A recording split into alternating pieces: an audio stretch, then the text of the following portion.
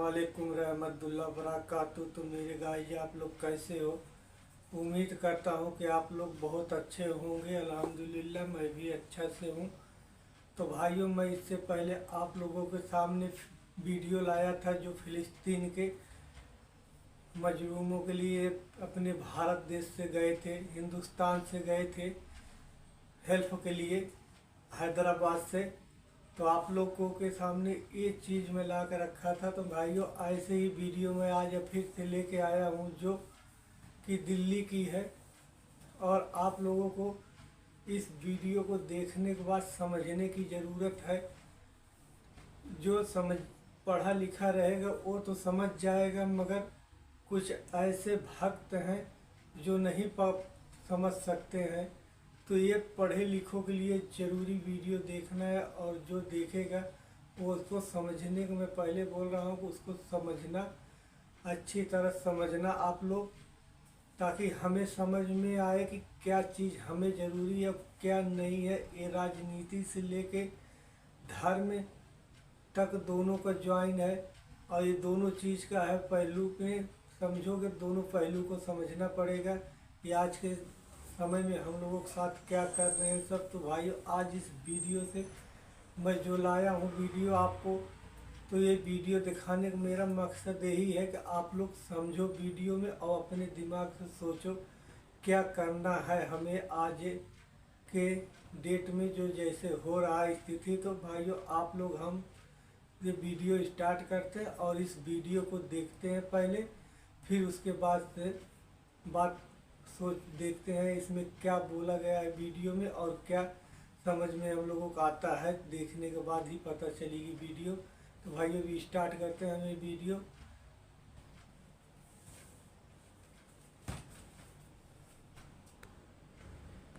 और वो व्यक्ति कहता आएगा तो मोदी। तो दुर्भाग्य ठीक है कांग्रेस का नहीं है, तुम्हारा है। तुम इस देश में बेरोजगारी डिजर्व करते हो, तुम इस देश में महंगाई डिजर्व करते हो, क्योंकि तुमने वोट महंगाई कम करने के लिए किया ही नहीं, तुमने वोट बेरोजगारी बढ़ाने के लिए, बेरोजगारी कम करने के लिए किया ही नहीं, तुमने वोट स्कूल बढ़ाने के लिए किया ही नहीं। भाई तुम स्लोगन क्या सुन रहे हो? अयोध्या तो झांकी है, काशी मथुरा बाकी है।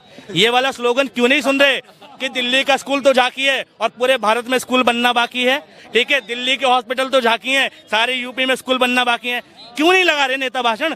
तुम मंदिर मस्जिद खेलते रहो, तुम्हारी नस्लें मंदिरों में जाएंगी, मस्जिदों में जाएंगी, और फिर क्या करेंगे? तो हिंदू मैं मुस्लिम, तो हिंदू मैं मुस्लिम। लड़ो, लड़ना मुबारक हो। तुम मंदिर मस्जिद आज मांग रहे हो, बचा लो अपनी संस्कृति। भविष्य क्या होगा? लड़ोगे ही ना, लड़ाई होगी ना। स्कूल जाओगे तो सवाल करोगे सरकारों से, ठीक है, मंदिर जाओगे तो वर्णवाद करोगे, ठीक है। अपनी संस्कृति जानना चाहिए, हर आदमी को अपना धर्म जानना चाहिए, धर्म के विरोधक ना बनो, भगवान को मानना चाहिए, लेकिन धर्म की आड़ में राजनीति नहीं करनी चाहिए, ना राजनीति करने वालों का समर्थन करना चाहिए। पहचानो, धर्म और राजनीति दो विषय हैं और तुमने मर्ज कर दी, ठीक है, ठीक है। जैसे तुम हिंदू हो, ठीक है, मैं भाई कहते मैं मुस्लिम हूं, मान लो, यूँ कहते मुसलमानों के वंशज कहीं ना कहीं हिंदू निकलेंगे, ठीक है, मुसलमानों के वंशज हिंदू निकलेंगे, फिर क्या करोगे? मान लो उसका बाप रामलाल, श्यामलाल, ठीक है, मोहनलाल था, फिर क्या हो गया? अभी तो मोहम्मद फारूक है ना, ठीक। अगर वो बंदा हिंदू धर्म छोड़ के मुस्लिम धर्म में आ गया तो कुछ तो कमी रही होगी पहले, तभी तो उसने कन्वर्जन किया। जबरदस्ती कराया था, अपनी बड़ी को नहीं आता है, हमें कर ले मुझे कोई बोले। हाँ, औरंगजेब, नहीं नहीं नहीं, एक मिनट, नहीं सही बोल रहे, इन्होंने कहा जबरदस्ती कराया। सुनो, अच्छा सुनो, एक मिनट, जबरदस्ती करा दिया, मान लिया, औरंगजेब ने करा दिया, बाबर ने करा दिया, गर्दन चाकू की नोक पर करा दिया, एक पीढ़ी का करा दिया, फिर बाबर मर गया, ठीक, बाबर चला गया 1500-1700 में, अंग्रेज आ गए, फिर कौन सी जबरदस्ती थी जो बने रह गए? फिर वापिस हिंदू हो जाते, फिर हो जाओ, हैं? अरे धर्म में भाई बुराई नहीं थी तो बने रह गए, धर्म में अगर गड़बड़ होती वापस हिंदू हो जाते। अरे मुझे आज मेरे धर्म में गड़बड़ निकलेगी, मैं कहूंगा भैया मैं नहीं रहना चाहता, मैं दूसरा धर्म अपना लूंगा। भारत में धार्मिक स्वतंत्रता का अधिकार है, जो भीमराव अम्बेडकर ने बहुत पहले दे दिया कि कोई भी व्यक्ति किसी भी धर्म को मान सकता है। फिर जबरदस्ती किस चीज की? अगर आजादी के बाद तुम जबरदस्ती की बात कर रहे हो तो तुम मूर्ख हो। आजादी के बाद तो कोई भी व्यक्ति किसी भी धर्म को मानने के लिए स्वतंत्र है भाई। अब मुसलमानों में सुनो, मुसलमानों में एक लाइन है, देखो सुनो, आधा सच पूरे झूठ से ज्यादा खतरनाक है। मुसलमानों के धर्म के बारे में बता रहा हूँ, मुसलमानों की किताबों में लिखा है, मुसलमानों अपनी तादाद में इजाफा करो। ध्यान से सुनना, अरे भाई साहब सुनो, मुसलमानों की किताब में लिखा है, मुसलमानों अपनी तादाद में इजाफा करो ताकि मैं मोहम्मद रोज कयामत तुम्हारी आबादी को देखकर तुम पर नाच करूं। ठीक, अब इससे तुम मुराद क्या लोगे? इससे तुम मुराद लोगे कि मुसलमानों को कहा जा रहा है कि तुम बच्चे पैदा करो, जबकि कुरान को समझना हर किसी के बस की बात नहीं है। मुसलमान अपनी तादाद में इजाफा करो का मतलब यह है कि अपने धर्म को इतना अच्छा रिप्रेजेंट करो, अपने धर्म की इतनी अच्छाइयां रिप्रेजेंट करो, इतनी मॉरलिटी लाओ, इतनी चैरिटी करो कि दूसरे लोग तुम्हारी अच्छाइयां देख के तुम्हारे धर्म में सम्मिलित हो जाएं और तुम्हारी जनसंख्या बढ़े। ये है, ठीक है। धर्म को समझना तुम्हारे बस की बात नहीं है। धर्म बताता कुछ है, तुम समझते कुछ हो। ठीक है, मौलाना ने गलत डिस्क्रिप्शन कर दिया तो तुम कुछ और समझ गए। भाई कुरान में ये भी लिखा है कि मत जाओ नमाज की तरफ, मत पढ़ो नमाज तुम। ठीक है, तो क्या मतलब वो कह रहा है कि नमाज मत पढ़ो? नहीं, वो कहता उस वक्त जब तुम नशे की हालत में हो। ठीक है, क्यों? क्योंकि तुम नशे में होगे तो तुमसे गलतियां होंगी। ठीक है, और शराब हराम है। शराब हराम है, क्यों हराम है? क्योंकि शराब सारे ऐप देती है। ठीक है, एक आदमी को 3 टास्क दिए गए कि तुम एक औरत के साथ बलात्कार कर दो, दूसरा एक बच्चे को चाकू मार दो, और तीसरा उसके बच्चे को चाकू मार दो, और तीसरा शराब पी लो। तो उस आदमी ने कहा कि गुनाह मुझे करना है तो मैं किसी और को तकलीफ क्यों दूंगा? उन्होंने कहा शराब ही पी लेता हूँ, सिर्फ मुझे गुनाह होगा। उनने शराब पी, शराब पीने के बाद सुरूर आया, दिमाग फिरा, पहले बलात्कार किया। ठीक, शराब पीने के बाद, और बलात्कार किया तो उसका बच्चा चिल्लाया तो उस बच्चे का कत्ल किया। इसलिए शराब हराम है, क्योंकि अगर वो शराब ना पीता तो बाकी के 2 गुनाह भी नहीं होते ना। ठीक, बाकी के 2 गलत काम भी नहीं होते।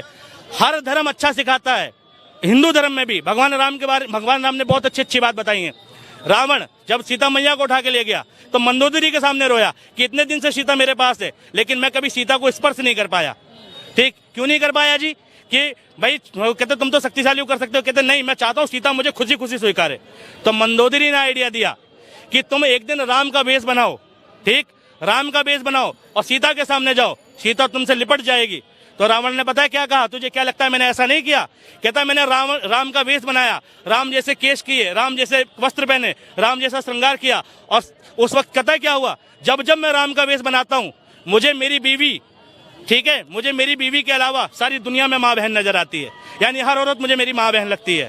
ठीक, ये रावण ने कहा राम के बारे में कि अगर राम का सिर्फ तुम कपड़े पहन लो, उसकी जैसी वेशभूषा बना लो, ठीक, सिर्फ राम जैसा बन जाओ, तो तुम गलत करने की सोच नहीं सकते। और आज भारत में बताए क्या हो रहा है? उसी राम के नाम पर लोग कत्ल कर रहे हैं। जय श्री राम बोल, जय श्री राम।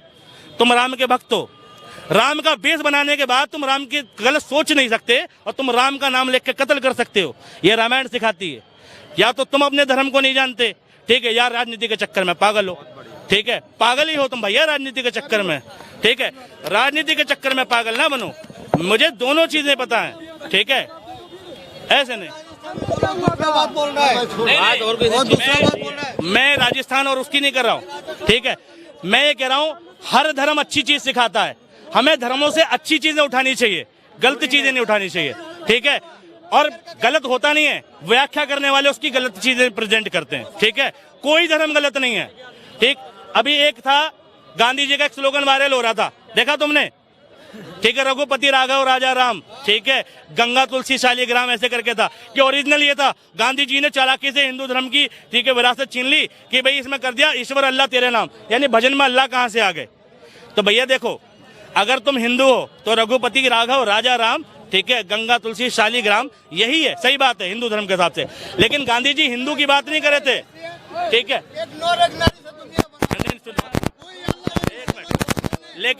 लेकिन गांधी जी हिंदू धर्म को रिप्रेजेंट नहीं करते। गांधी जी प्रेजेंट करते हिंदुस्तान को, इसलिए कहा ईश्वर अल्लाह तेरो नाम। ठीक, यानी जो जितने भी भगवान हैं सब एक ही हैं, हम सब भाई भाई हैं। ये गांधी जी का स्लोगन था कि हिंदू मुस्लिम सिख ईसाई आपस में हम भाई भाई, नारा ये है। लेकिन बना क्या दिया? हिंदू मुस्लिम सिख ईसाई और आपस में हम भाई भाई, हिंदू हिंदू के साथ, मुसलमान के साथ। एक दूसरे के भाई भाई हैं, आपस में भाई भाई नहीं है। स्लोगन की व्याख्या कर दोगे तो अर्थ का अनर्थ हो जाएगा। जैसे चिंता में बिंदी हटा दो तो चिता हो जाती है।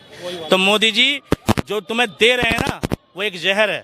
ठीक है भाई, किताबें, पुस्तक मनुष्य का तीसरा नेत्र है। ये मैंने नहीं कहा, स्वामी विवेकानंद ने कहा है कि जब इंसान किताबें पढ़ता है तो दुनिया में 50 लोगों से मिले और एक किताब पढ़े तो 50 लोगों से मिलने का तजुर्बा एक किताब देती है। ठीक है, तो जब इंसान की तीसरी आंख खुलती है, पुस्तक पढ़ेगा तो इंसान की तीसरी आंख खुलेगी और उसका तजुर्बा बढ़ेगा और वो मौजूदा सत्ता से सवाल पूछेगा। ठीक है, तो तीसरी आंख महादेव की भी है, ठीक है। तो तीसरी आंख हमेशा ध्यान रखो, चाहे भगवान की हो चाहे अपनी हो यार। गलत के चक्कर में क्यों पड़े हो यार, क्यों एक दूसरे को मूर्ख कर रहे हो, ठीक है। क्या लगा आप कितना भी प्रतिबंध दो, हम वोट बीजेपी को देंगे भाई, चाहे काम हो ना हो। हाँ तुझे भाई कह रहे चाहे काम हो ना हो मोदी को। मुझे जाटों की कहावत याद आ गई, पढ़ा लिखा जाट 16 दूना 8, ठीक। कुछ भी कर लो, नहीं देखो मैं ये नहीं कह रहा, देखो सुनो, मुझे इससे कोई दिक्कत नहीं, तुम बीजेपी को वोट दो, तुम अपने भी दो, जानने वालों को भी दिलाओ, मगर वोट देना बीजेपी और कांग्रेस का विषय नहीं है, अपनी सुविधा का विषय है। जो आपके लिए काम करे, फिर वो बीजेपी का नेता हो या कांग्रेस का, मैं जो कह रहा हूँ समझो, उस नेता को वोट दो जिससे तुम काम करा सको, वो किसी का भी हो, किसी का भी हो। बीजेपी का है ना तुम्हारे यहाँ, अच्छा तो बीजेपी को ही देना, ठीक है। हमारे यहाँ भी पिंटू बिहारी है, पार्षद है, बीजेपी का ही है, लेकिन हम उससे काम करा सकते हैं, ठीक है। हम उसके पास जाते हैं, इज्जत करता है और हमारे काम में कभी रोक टोक नहीं है, हमारा वोट उसको है। हमारे यहाँ पंकज सिंह है, नोएडा से विधायक, राजनाथ सिंह का लड़का है, कभी झांकने नहीं आता, मेरा वोट उसको नहीं है, ठीक है। हमारे यहाँ का सांसद डॉक्टर महेश शर्मा है, कभी हमारे क्षेत्र में झांकने नहीं आता, 15 साल से सांसद है, मेरा वोट उसके लिए नहीं है। लेकिन पिंटू बिहारी बीजेपी का है, ठीक, मेरा वोट उसके लिए, क्योंकि वो मेरा काम कराता है। तो मेरा वोट काम कराने वाले के लिए भाई साहब, उसके लिए नहीं है जो बीजेपी और कांग्रेस का है। और अपनी राय जरूर कमेंट बॉक्स में देना। और मुझे तो लगता है कि जो फारूक भाई ने जिस तरह से समझाया है, तो बहुत अच्छी तरह से समझाया है, धर्म से भी समझा दिया, हर अपने कुरान शरीफ से भी समझा दिया, रामायण के भी हिसाब से समझा दिया। तो कहाँ किसकी गलती है, तो ये भाइयों हम लोगों को देखना है कि कौन गलती करता है, कौन नहीं गलती कर रहा है। और धर्म किसी का गलत नहीं बताता, न तो गलत सिखाता है, खाली हम लोगों को समझने में और पढ़ने में गलती होती है। अगर सही तरीके से पढ़ेंगे तो हम लोगों को सही जानकारी मिलेगी। तो भाइयों आप लोग मेरे चैनल को सपोर्ट करें और ज़्यादा से ज़्यादा सब्सक्राइब करें और अपने यार दोस्त से सब्सक्राइब करवाएं चैनल को। फिर मिलेंगे नेक्स्ट वीडियो में। सलाम वालेकुम रहमतुल्लाहि बरकातहू। तो अपना ख्याल रखना मेरे दोस्तों।